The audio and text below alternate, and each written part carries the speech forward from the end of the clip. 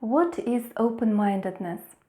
Why do we need to cultivate our children's open-mindedness? And how can Nina and Eve's adventure series help us to do so?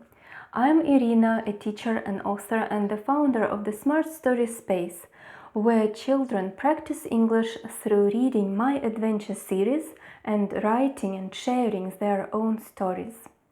Today I'm talking about open-mindedness. What is it? It is the ability of our mind to be open to new ideas, to be ready to try out new experiences that can be very beneficial for children. It is the ability to think rationally and critically. That's why we should, as educators, we should develop this ability with our children. Also, when we develop open-mindedness, at the same time we develop empathy, because we consider other people's views and feelings. We think why they think so, why they choose this or that, and we develop empathy, which helps us to come to a better understanding, mutual understanding. That's why I think it is very important to cultivate open-mindedness, not to lose great opportunities that can come to our way, to our children's way, and to be open to the world. And today I'm going also to tell you how can Nina and Eve's adventure series help you with this task. First of all, Nina and Eve are personalities who are very open-minded. They travel around the world, to Turkey, to Reunion Island in the third story, to Vienna in the second story, and they are always open to new experiences and to new adventures. And in the books you can see different examples that they are like that. For example, I will read you Nina's description just at the beginning of the first story. Nina adores all living creatures in the world. She loves talking to them, treating, feeding and training them. Also, this adventurous girl loves to travel and explore all around her. And the same we can say about Eve.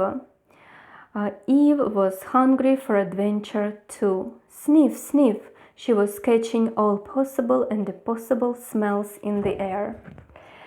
And I also give example of not very open-minded ice cream vendor who didn't want to accept Nina's payment with her smartwatch. Yes, this is the example. And by observing Nina and Eve's actions and adventures, you gradually develop this quality. And in the next story, they have their adventure at the Schönbrunn Palace Park in Vienna, and they get stuck in the park. And now they need to be very open-minded to find a solution, how to get out. They run across the park, and at the end of the forest where they run, they meet a boy, and Nina is not afraid to speak to him. She starts the conversation first. Also, Nina always wants to visit new places, and her friends gave her a guidebook about Vienna, and since that moment she wanted to visit Vienna. Here she is looking at this guidebook. So she always wants to travel and to try things out. They also learn about a possibility at the Schönbrunn Palace to celebrate your birthday, to organize an imperial birthday party. So it is real. You can go to their website and to book it and to try these imperial dresses. So Nina thinks about it, she considers it, and I think Eve doesn't mind to do it. In the third story, it opens children's mind to the French culture because they travel to Reunion Island, and it is part of the French territory. So they learn a lot about the French culture. Eve puts her nose into the frying coffee beans. They travel to Vanilla Garden. They make new friends immediately with the local girl, Isabel. And at the end of the book, something gets wrong with Eve's passport. So they need to be very, very open-minded and to find a solution how to get it fixed and how to travel from there, because the customs officers don't want to accept this passport. So these are the main outlines of the stories. At my classes with children, and you can also do so at home with your child, I always ask them questions. What would you do in this situation? What would be a better solution? Why do you think so?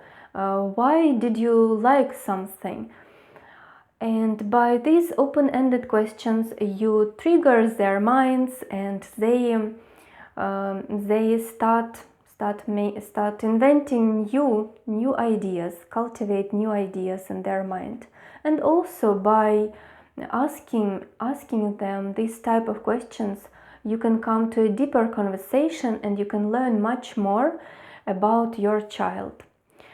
And another way to cultivate open-mindedness is to join a Young Author Experience program, where children learn to gather together all experiences that happened to them and to find one that they can use for writing their adventure story.